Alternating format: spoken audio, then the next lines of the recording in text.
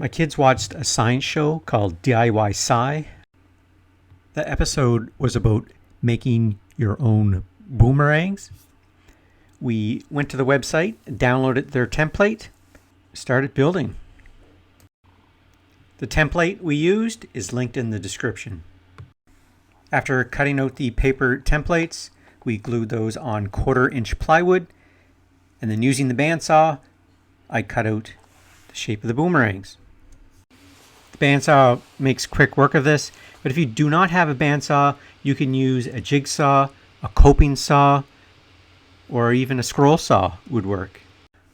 I'm cutting as close to the line as possible without going over.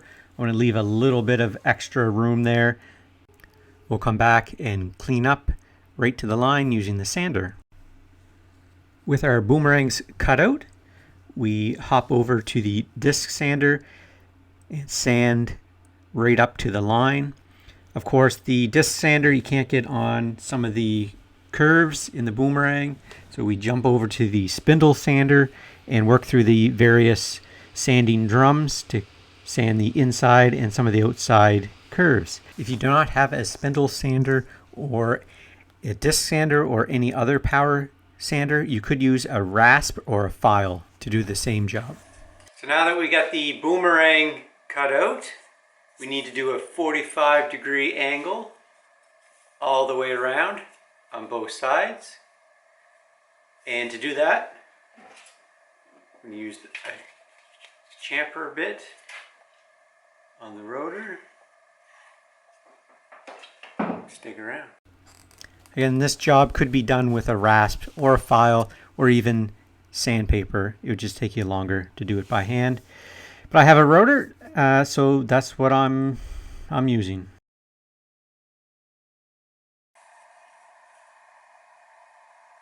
Now we have a 45-degree angle all the way around on both sides. The next step is what we want to do is carve the airfoil. So I'm going to sand this profile, actually that profile, this picture of it. When sanding the airfoil, just try to match the profile. They do have it on the template of what the profile should look like. Just try to match that best you can.